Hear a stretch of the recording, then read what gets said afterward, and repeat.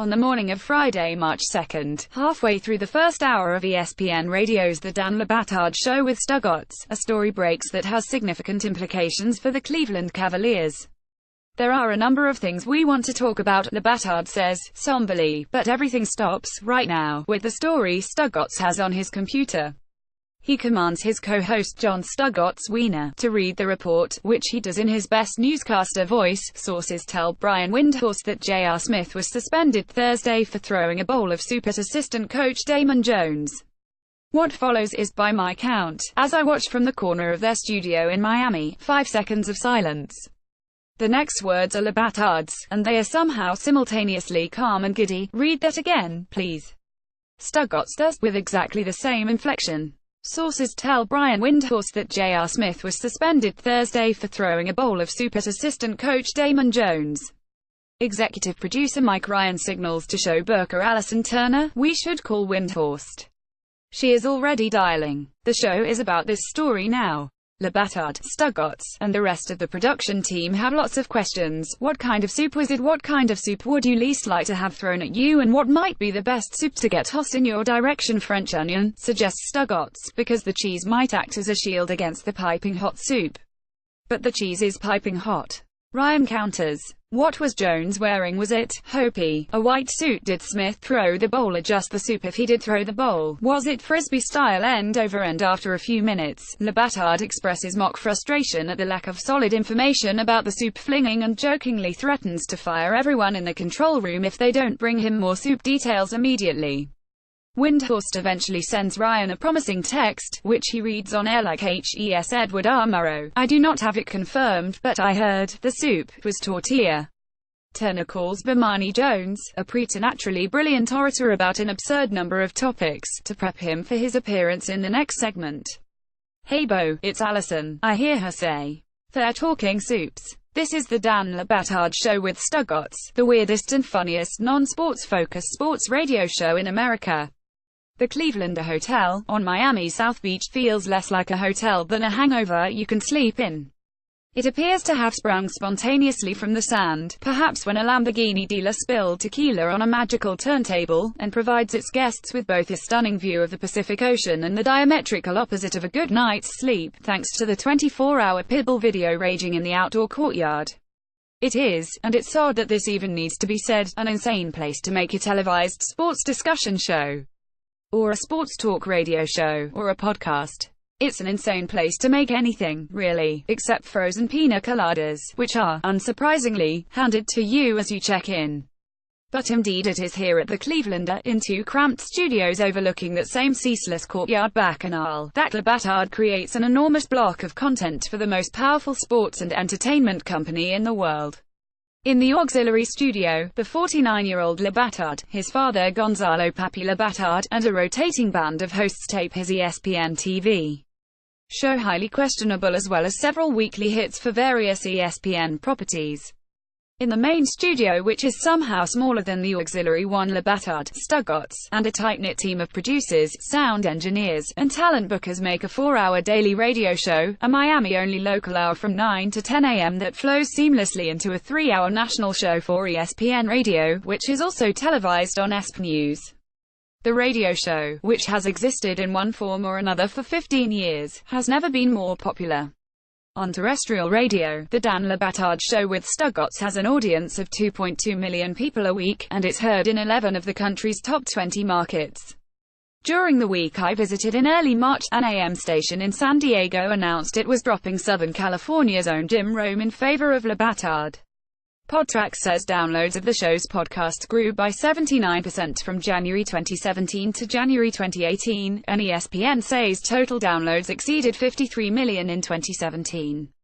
So, we already have an anomaly, a lengthy ESPN radio show, produced 1,400 miles south of ESPN headquarters, showing a significant ratings bump in its 15th year on the air. Now consider that this sports radio show is not in any recognizable way about sports. In fact, its singular mission is to mock the concept of sports talk radio, to make you feel bad for ever liking sports radio, or thinking it was worth your time, and to point out, as Le Batard said to me while gesturing at his microphone, how low the bar actually is for this.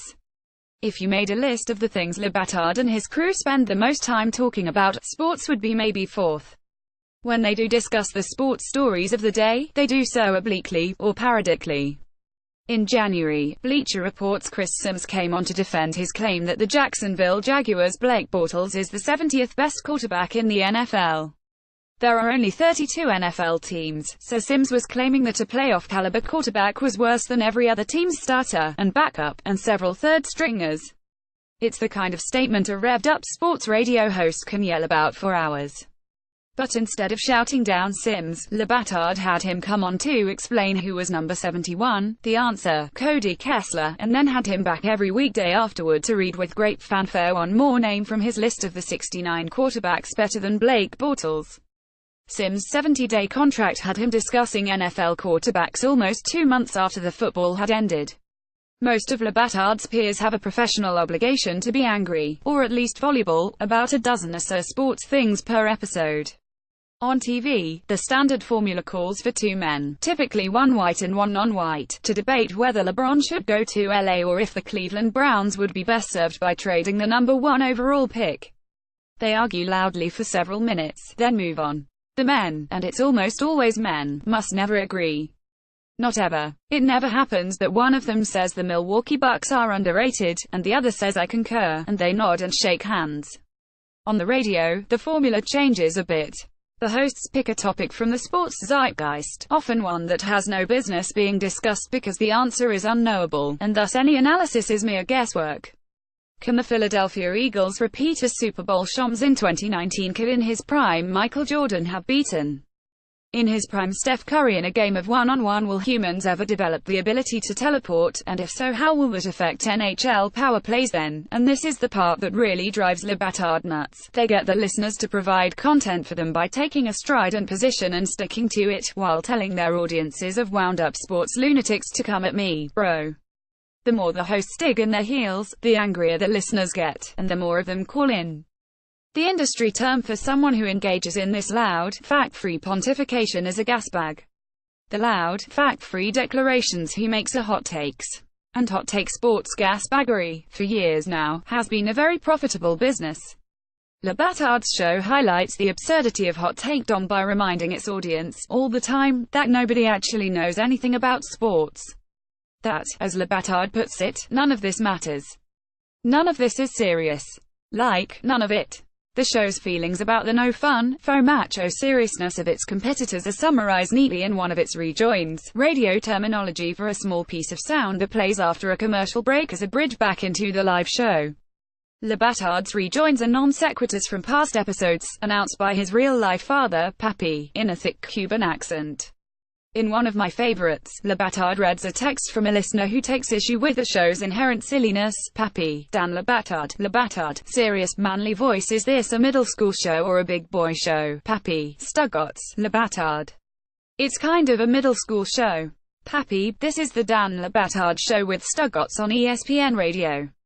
The main subject of the show is the show itself, its own history, its personalities, its unlikely existence.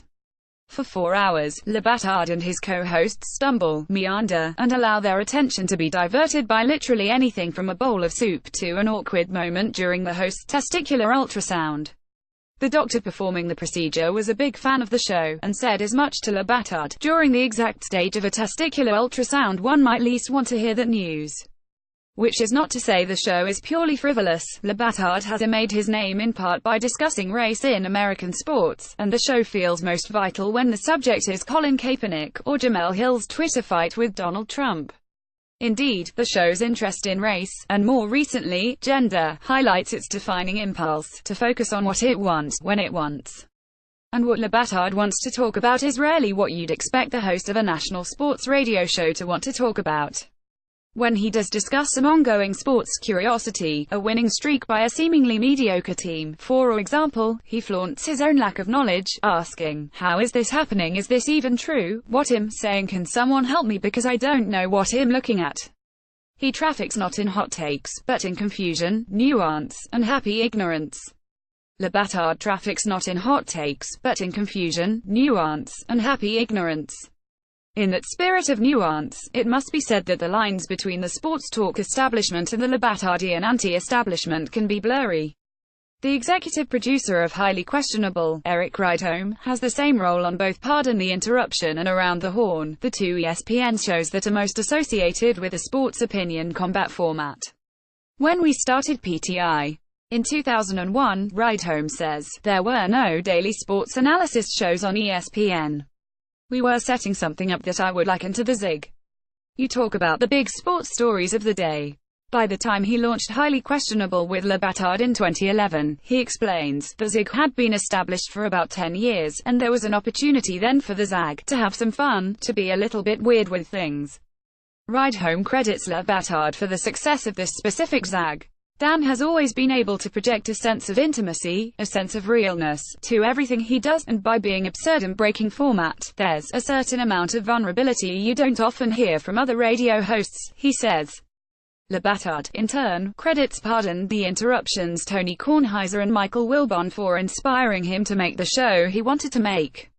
PTI was, not coincidentally, one of the first places Le Batard got national exposure. Le Batard says he was inspired by the fun, loose environment behind the scenes, what he describes as friends laughing about shit. Le Batard, who by 2011 had 10 or so years of experience goofing around on local radio, was the perfect person to steer ESPN away from gasbaggery.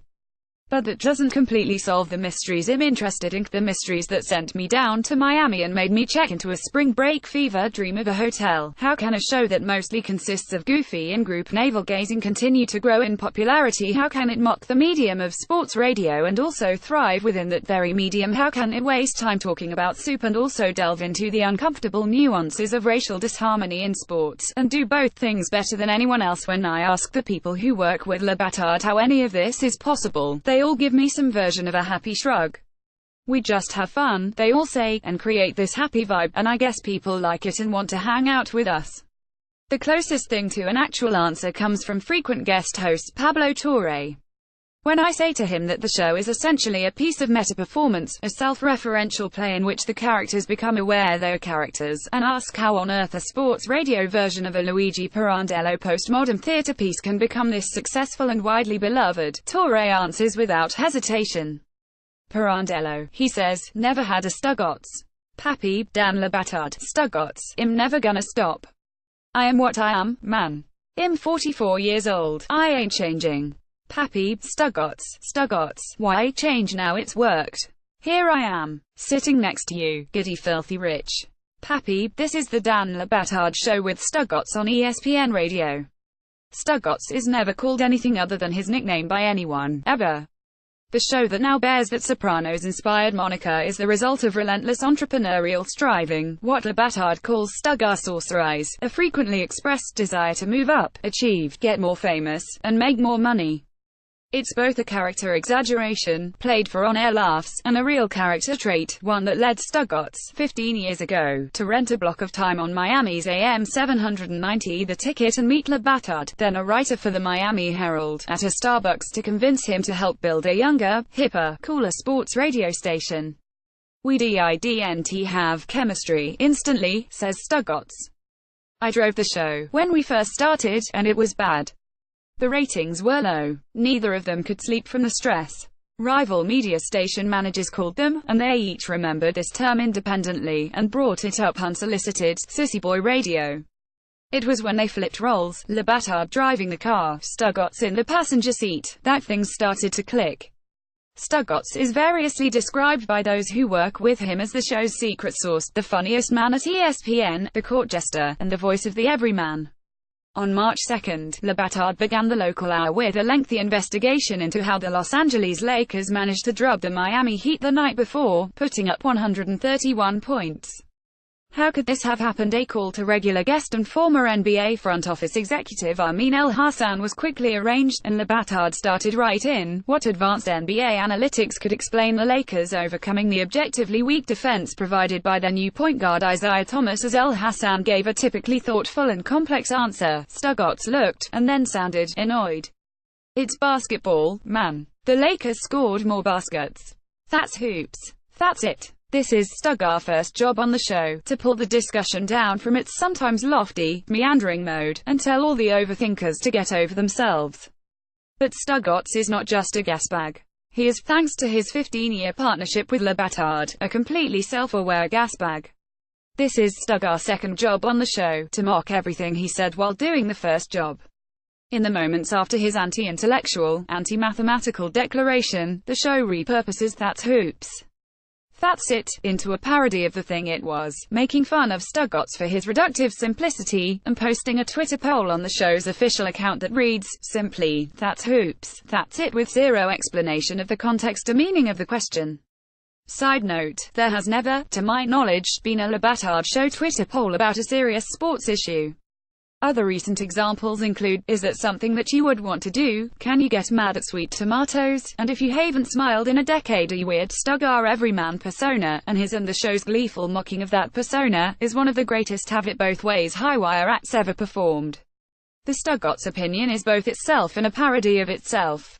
It's Schrodinger's take. Stuggar idol growing up was Chris Mad Dog Russo, who ranted about New York sports for decades alongside Mike Francesa on WFAN. During the show I watched, coincidentally, they played an old favorite audio clip, Russo frothing at the mouth for a 60 seconds about some incredibly mundane aspect of the 2015 Deflategate. I posited to Stugotz that if he hadn't met Le Batard, that's who he would be now, not a self-aware gasbag, but just a gasbag, 100%, he said. When I stopped trying to be Chris Russo and started to mock Chris Russo, that's the moment my career took off. But as much as Le Batard has influenced Stugotz, the reverse is also true.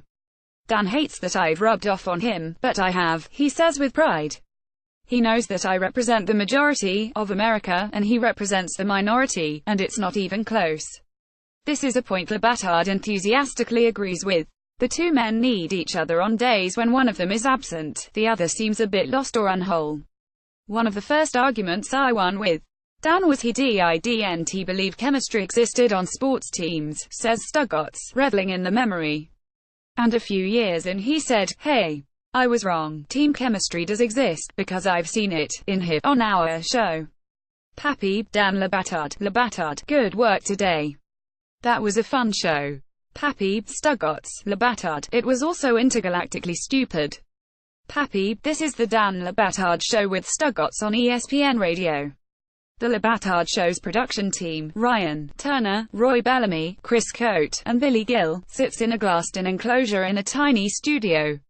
Le Batard calls them the shipping container of frightened refugees, and he believes that the more the shipping container contributes to the show, the more they actually speak into the mic on air, the better the show is.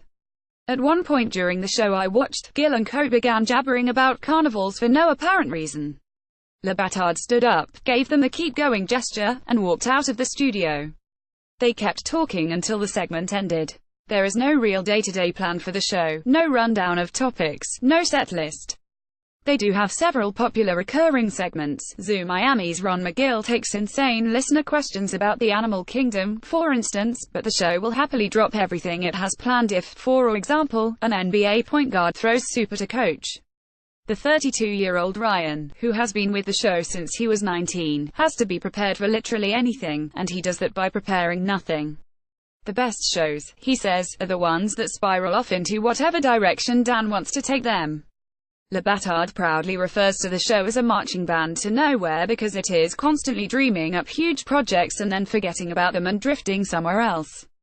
Back in January, they planned a huge ceremony to declare the undefeated University of Central Florida football team the real national champions, and then it all sort of fell apart. When I visited, the massive, elaborate trophy they had made and planned to present to UCF head coach Scott Frost was just kind of lying around on the studio floor. Le Batard proudly refers to the show as a marching band to nowhere because it is constantly dreaming up huge projects and then forgetting about them. This comfort with spontaneity and chaos is, in essence, how you get a sports show that feels so different from other sports shows. At one point I watched as Stugotz went off on a 5-minute tangent, explaining that his wife was angry with him because he'd forgotten to ask for a vacation day, and Shed ended up having to take their kids to Costa Rica by herself. Head joined them a day later. It was funny and domestic, and human and silly.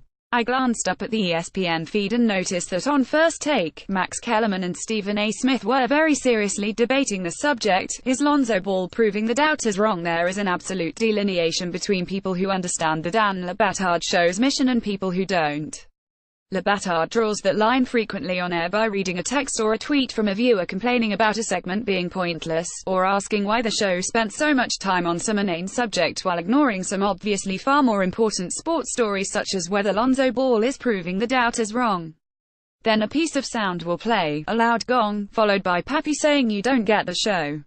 When I point out to Le Batard that this happens about once a day, he winces. I should maybe do that less. I'm not sure his listeners would agree. The show has inspired a Fight Club-style tribalism, and if you're not with us you're against a strain of fandom that boils down to, you either get the show or you don't. As occasional co-host Mina Kimes puts it, the Le Batard Show is sort of the radio equivalent of a secret handshake. Pappy, Dan Le Batard, white people MAAAAAAD. Try to get me fired. Go ahead, get petitions together. Pappy, Stugotz, Le Batard, come on white people, oppressed white people, rise up. Form a union. Gather around. You can be united at something. It's mad at me, Pappy. This is the Dan Le Batard Show with Stugotz on ESPN Radio. ESPN is a giant, lumbering, monolithic company that got gianter, more lumbering, and more monolithic when Disney recently announced the purchase of dozens of Fox assets, including several regional sports networks.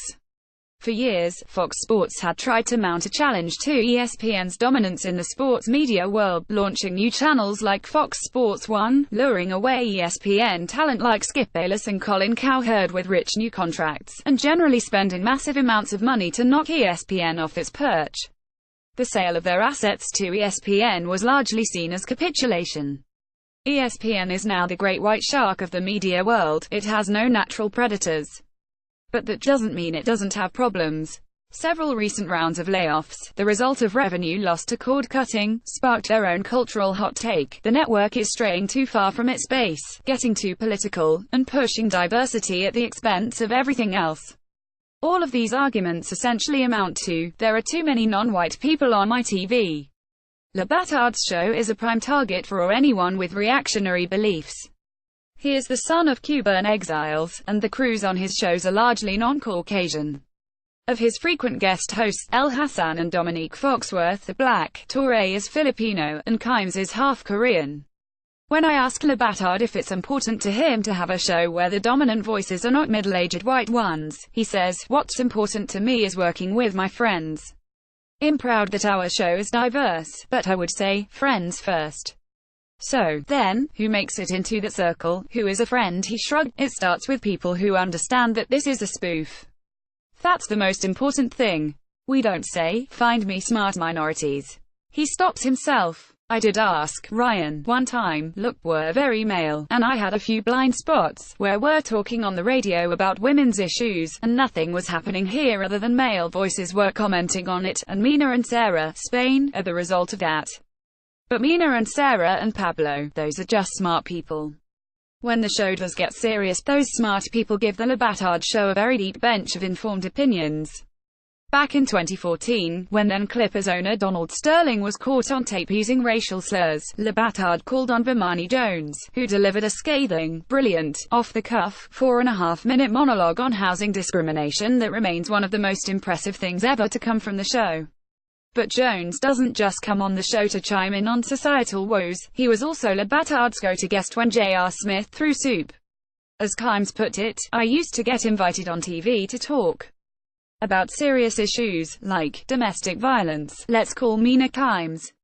But I have a really stupid sense of humor, and Dan's show was the first place on ESPN where I was allowed to express that side of myself." Le Batard Show, armed with physical and psychic distance from its corporate overlords, a familial atmosphere, and a disinterest in the serious business of sports arguments, has become a place where anyone can talk about anything. For people whose gender or ethnicity have in the past defined their career arcs, that freedom matters. When you're a minority of any sort, you're used to the world not being your way, El Hassan says, and as a result you have to be a little more flexible. So when you get a room of people who are all flexible, you're allowed to play and color outside the lines, because everyone is coloring outside the lines. On December 18, Le Batard broke down on air at the news that ESPN president John Skipper was unexpectedly leaving the company. At that moment, details were scarce. Skipper wouldn't go public with his story of cocaine-related extortion for 3 months, and as Le Batard choked back tears, he wondered aloud about the fate of his close friend and mentor. Skipper is the reason Le Batard is where he is. I was creative artist agency's worst client for 10 years, he says. I didn't make them any money, I just wanted to stay in Miami doing the local stuff. Skipper's response, essentially, was to tell Le Batard, okay, stay there. Your brother can do the art for the studio, your dad can be on the shows with you, you can work with your friends, you can live 3 blocks from the office, Le Batard summarizes, still sounding amazed. I got to be anti-establishment from within the establishment, he says, which is the best kind of anti-establishment. I got to be anti-establishment from within the establishment, which is the best kind of anti-establishment. Dan Le Batard says his marching orders from the beginning were, go make him S. He was once suspended by the company for putting up billboards mocking LeBron James for leaving Miami, and he once gave his Baseball Hall of Fame ballot to Deadspin, which resulted in him being stripped of his voting rights. Le Batard describes these stunts as charging at a papier-mâché castle, treating sports with all the seriousness they deserve, which is basically none. He frequently seems baffled at the fact that there isn't more fun happening at ESPN, more groups of people who recognize how silly this all is, who have decided to use their time and talent to goof around. The only reason he got into broadcasting, he tells me, was to enjoy myself because writing, his original career, is suffering and hard. I'm not kidding when I say that I want to crawl on my hands and knees in gratitude, every day. During our time together, I mistakenly referred to Le Batard's parents as Cuban immigrants, and he politely corrected me, they are exiles. The fact that his parents gave up money and status in Cuba to come to America, so he and his brother could live freely, is at the front of his mind all the time. At one point, as I watched the team prepare to tape Highly Questionable, Le Batard went to the back of his elderly father's chair, bent over and hugged him, whispering something in his ear. Pappy patted his wrist paternally. The moment was quiet and lovely. It is also, probably, the answer to the question that sent me down here. How is any of this possible? It's possible because the Dan Le Batard Show with Stugotz is the unfettered vision of a tight-knit group of people, surrounded by their close friends and loved ones, who feel uncommonly content and creatively free. It's the work of a group of people who will get their own show. Source audio by ESPN Radio, The Dan Le Batard Show with Stugotz.